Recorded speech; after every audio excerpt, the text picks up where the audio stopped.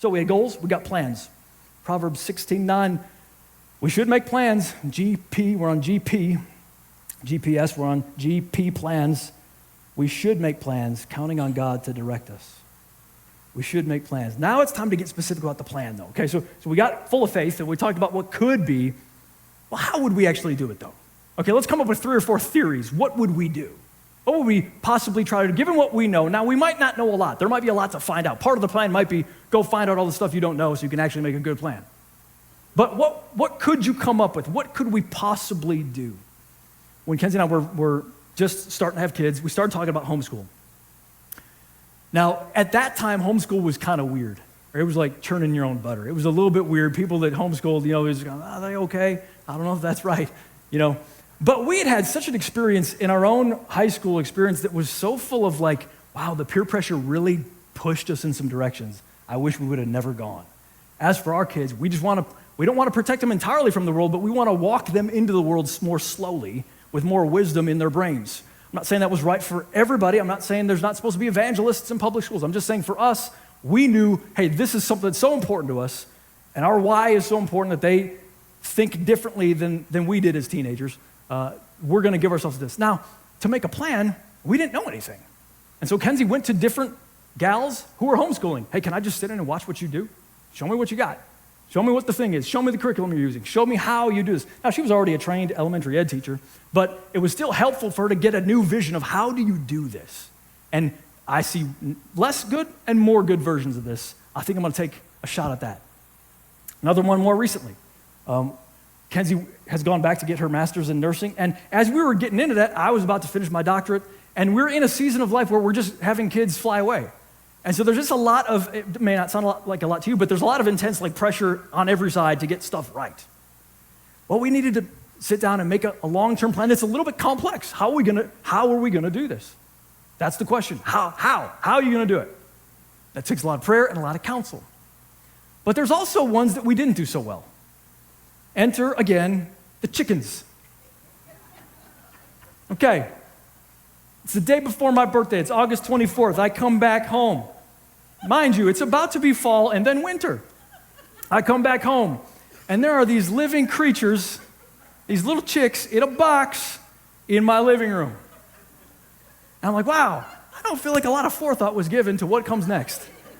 I feel like it's a lot of, hey, there'll be eggs soon, and that'll be great. Yeah, well, there might. But you might understand at this point, because we didn't have a really great written plan, there's been all kinds of chaos, a symphony of chaos, as a matter of fact, that has rolled up in the house and in the yard and in other people's yards because we didn't really have a plan for the chickens, okay? So the plan can bite you. Now, thankfully, it's only chickens. Thankfully, we didn't start with a cow.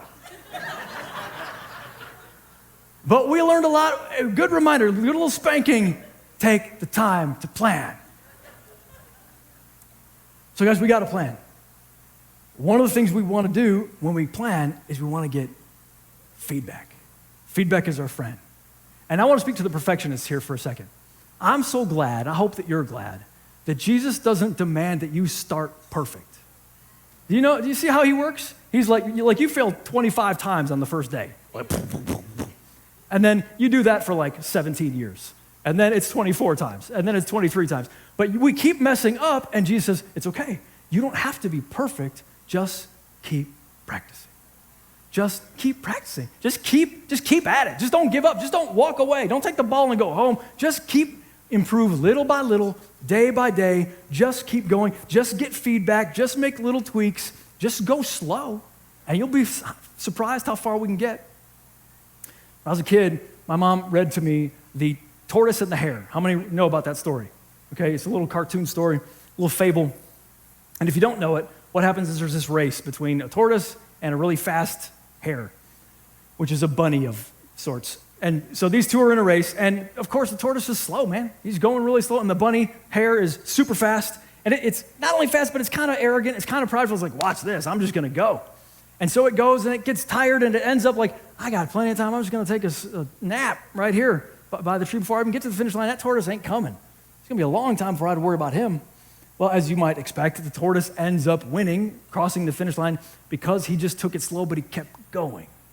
God has used that story in my life so many times But one in particular was early on in ministry, I just made some immature mistakes, just some dumb things that you just wouldn't do if you were a little bit smarter, a little bit older. I just did it.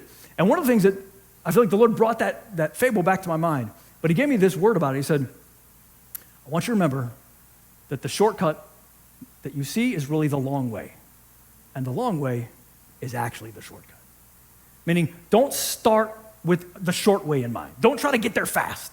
Don't try to just push yourself forward. Don't make everybody know how great you are. Don't try to just, all right, I'm gonna skip some steps because I'm so talented, I should be ahead. No. Slow way down. Take the long way. Just get good.